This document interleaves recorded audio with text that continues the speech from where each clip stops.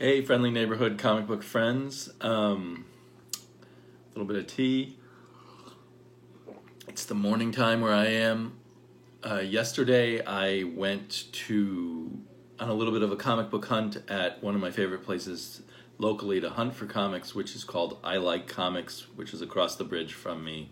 So a little bit more of a drive. There was a traffic jam along the way. So I took an hour or two off from time with Quacking Duck and Mrs. Sleepy. So I thought today's continuation of this daily video project will be a pretty basic haul. I was hunting for bargain comics, stuff to read, not in good shape, but just whatever I could find, whatever I could dig up. But I particularly had in mind that I wanted to look more through their collection of treasury size comics, mostly from the 70s, I think. And they had less there than in the past. So I guess it had been picked through a lot already. Those were things that on other trips I'd said, I'll get more of those next time because they're a little more on the expensive side, and I want volume. I want quantity over quality, I guess, or quantity over size. But anyway, you may have seen this in my last video. I picked up this Superman and Spider-Man. It's actually in worse shape than I realized from the bag. I still got an okay price for it, but there's a rip on the back cover and stuff, and I'm a little less happy with that. I love this John Buscema art on the back. I do think this is getting to the point where John Buscema wasn't as exciting of an artist as he was earlier on. I think this is probably 79 or 80, 81, and it's written by Jim Shooter. And I just read in the in the book called Slugfest about all the arguments over these kinds of books. I was really hoping to find the first Spider-Man Batman one, Spider-Man Superman Treasury Edition, which was written by Gary Conway and drawn by Ross Andru. I think it might have had a similar assortment of villains. I'm not sure. It might have had Lex Luthor and Doctor Doom. But that was not there. But anyway, it's still a cool thing to have. And I am definitely fine with having these treasury editions and reader copies. And speaking of reader copies, I got a very worn edition of this Legion of Superheroes. They didn't call them treasury editions, limited collector's edition. And I was seeing the list of these oversized comics, and a lot of them were Legion of Superheroes. So I think in the late 70s, Legion of Superheroes was one of DC's more popular comics. Funny now that there is no Legion of Superheroes comic at all. And it certainly was the comic in the 70s, the DC comic in the 70s, that was one of the ones I was most excited to find. I would pick up Superman because I always liked the idea of Superman. Now this turns out to be the storyline that my daughter and I have just been reading on Comixology. So yeah, I'm still happy to have it, but right now we're not excited to dive in and read it because we just read it. But there's some great center extra editions, like this bonus thing of Bouncing Boy and Duo Damsel getting married. That's really cool. And a diagram of the Legion headquarters complex. This is the kind of thing that made the Legion really good. Just sort of immersing yourself in the goofy superhero-ness of it. And then anytime I see a Lois Lane, this was in the 50-cent bin, so most of what I got was from bargain bins. There's a lot of glare there. I now really like the idea of getting Lois Lane comics. I hated this kind of thing as a kid, and objectively for young boys or probably girls, these were not great stories. But now they appeal to me. But back to the Legion of Superheroes. So this is from the early 80s. I was an active Legion reader during this period, but I did not get this mini-series called Secrets of the Legion of Superheroes. I think this is what I think of as the Janes era. There was an artist named Jimmy Janes or something like that. Here they list him as Jim Janes. The writer was Paul Kuperberg. I think in most of the Legion with Janes that I read was scripts by Jerry Conway and Roy Thomas, and I really liked those. I've never been a big fan of Kuperberg, so we'll see. Still might be fun. So many panels, so much writing. So this was a 3-issue miniseries, and I snagged all 3. Oh, that's issue 3. Sorry about that. Here's issue 1. It was always Superboy and the Legion of Superheroes here. It was kind of their Superboy series. Issue 2. That's a cool cover where, you know how they'll put characters around the edges of a frame. In this one, the characters are interacting with the frame. I thought that was really cool. And then issue 3, the one I was already looking at. And then I picked up, so most of these are from a 50-cent bin. Then I picked up this Conan. I think when I originally read Conan, I read up to about issue 100, and this is issue 130. But Chad of Chad's Attic keyed me in on the fact that there are some issues that were drawn by Gil Kane in this later period. Unfortunately, they were written by J.M. DeMatteis, who I'm less of a fan of. But anyway, it's cool to have more Gil Kane Conan. And then speaking of Conan, I think someone once mentioned this to me in the comments of one of my videos, but other than that, I never knew this existed. Conan versus Rune, and it's drawn by Barry Smith, which is super exciting. This copy's kind of beat up. I don't know if you can see there's water damage or something to it. But again, 50 cents. But the coloring is hideous.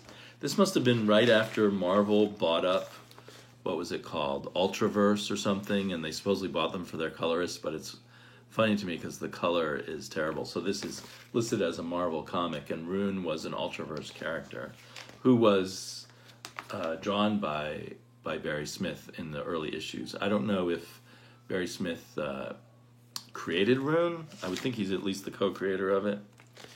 But I'm going to have to look closely to figure out what's going on in these pictures because the coloring totally ruined it. I want a black and white version of this.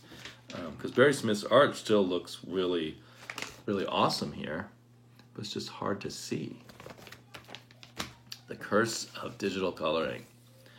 And then, just kind of randomly, again in those bins, was this issue 2 of Todd McFarlane's Spider-Man, and I'm pretty sure I read this. I read the first 1 or 2 or 3 issues of McFarlane's Spider-Man before deciding that I hated his writing back in whenever this was, late 80s, early 90s.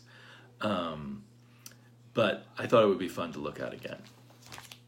And then something I've been wanting for a long time is the Micronauts, the original series that had Michael Golden art. And so I found issue number 1, not a Michael Golden cover, but issue number 2 is a Michael Golden cover with Rubenstein inks.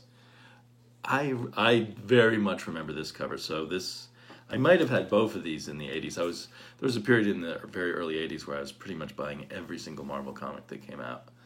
But I remember this cover very well. And issue number 3. So I may go back there to dig and hope that there are more of these Michael Golden Micronauts. I found them hard to find other times. I keep finding the second series that had art by Pat Broderick. And then here's some that I probably won't enjoy reading, but I love the idea of Dial H for Hero. And I might have 1 of 2 of these before. I just assumed I didn't have them, but as I was putting them in CLZ, 1 or 2 of these Dial H for Heroes from Adventure Comics turned out to already be on my list there. They have great covers, some of them by George Perez. This one is, I can't even make out the signature, Smith and somebody. But there's definitely, I can tell right away, that's George Perez. Um, this is one of those series, if only, someone good had written and drawn it, it could have been so much fun. I think a lot of these are drawn by Carmine Infantino, who was a great artist at one point, but I don't know, his work just didn't click later on. This doesn't look too bad, but you can see that weird angularity that Infantino put into it. Maybe some of these will be good. I'm going to give them a try. In my fantasies, DC might hire me to do Dial H for Hero and do an all ages version, but one that's really good instead of what this was. Another one that looks like a Perez cover. I think at this point, at first Dial H for Hero was just this boy named Robbie, but now I think it's a girl and a boy, including the boy named Robbie. This is one of the ones I already had. Yeah, that doesn't look like a Perez cover, but still a cool cover. So for whatever reason, Dial H inspired people to do great covers, but not much else. Then I grabbed some random Legion of Superheroes. I think these are Levitz and Geffen era issues. That's 303. Oh, there's 299. Cool covers. The art's a little simplistic. Oh, and this one I like because it's step inside the Legion Academy and find out who will be the next member. So that's kind of cool. I'm rooting for Bouncing Boy. And then I found some Gil Kane Superman. I think this is from the early 80s also. So that's cool. I like it when Gil Kane came back into Superman for a while. I think Marv Wolfman was the writer at that time. More of that, and one more of those. Yeah. What were the numbers on these? We got 389, 390, and this one is 387. And then I don't think this is Gil Kane. I don't know who were the creators on it. This is a little later. 395, or not that much later, but the price jumped up from 60 cents to 75 cents. And then I just couldn't resist this cover just because of its little reversal of Jimmy Olsen doing the shirt opening thing. This is from Countdown. I never read Countdown. I wasn't reading DC Comics at the time. I need to go back. Kurt Busiek and Rick Leonardi. Rick Leonardi not in best of form there. Wow. Maybe it's the coloring partially, but Rick Leonardi seems to be good again when I've seen him on a few things lately. Like he did some fill-in issues on the Flintstones. He was doing something else also. Okay, and here is a unusual thing to find in a box of comics. It's called Wizard. I don't know if it's related to a convention. Sometimes these fanzines were something like the program for the convention. Was there a Wizard Con? Or it might just be so as often happened, they take some con sketch they got from a pro and put it on the cover. On the back looks like I don't know, it's inked by Austin. I don't know who the artist is, but that definitely looks a little closer to fan art. And then inside includes a fan-created comic strip.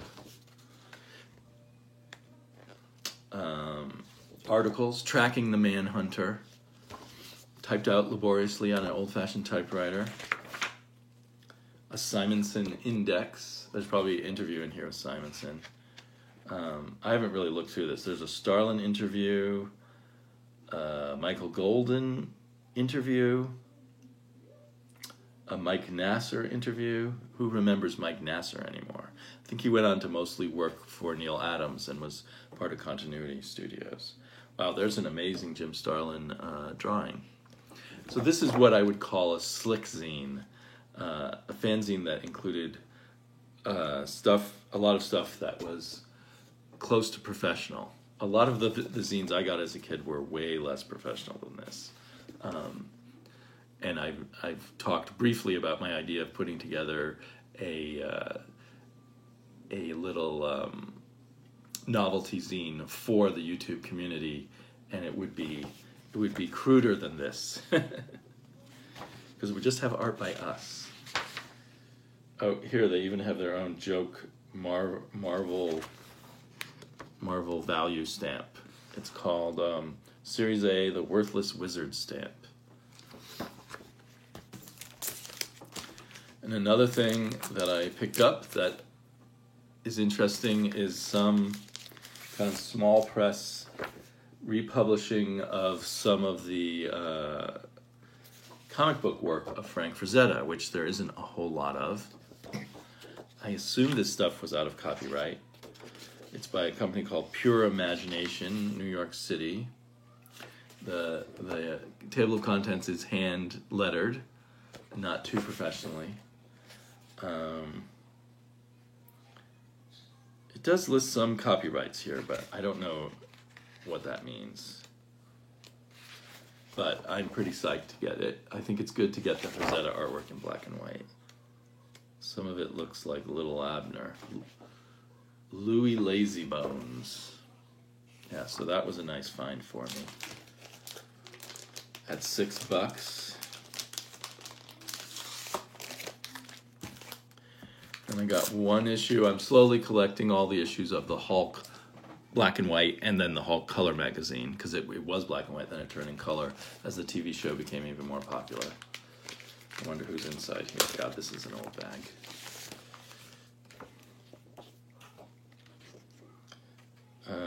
We got Ron Wilson on art with Fran Matera. That must be the inker. I've never heard of him or her.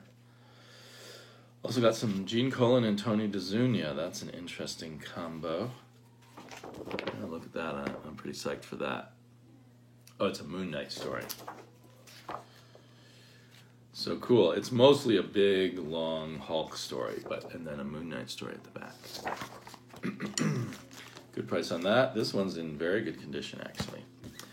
Not expecting them to be in that good condition. Then I'd been collecting the Conan saga, kind of inspired by ETA Nick, and I had gotten all the Barry Smith issues except for issue number 1, and now I got issue number 1. And then I'm collecting up to a certain point, maybe up to number 13 or 14, and I had some gaps, so there's issue number 10 and issue number 12, classic covers from Savage Sword of Conan. And the covers often don't line up with the material they reprint. And then I got some spare issues of Conan Saga that I already have, and another one of number 1, thinking I'm going to give them to a friend. And finally, the only comic that I really paid some money for, but even then, it was from this bin where they do half the sticker price is kind of their gimmick, 50% off, but it's actually most of the back issues they sell are 50% off. So it was actually a $9 copy of this Thor, which seemed like a good deal to me. Little adventure of Thor with Lady Sif, die like a god. I assume Lady Sif won't die here. I don't know. I don't know if I've ever read this issue. But really like that cover, and I'm always looking to get a little more Thor, Kirby Thor. So that's my haul. Hope you guys are all doing well. I managed to make another video on another day. We'll see if I do it tomorrow.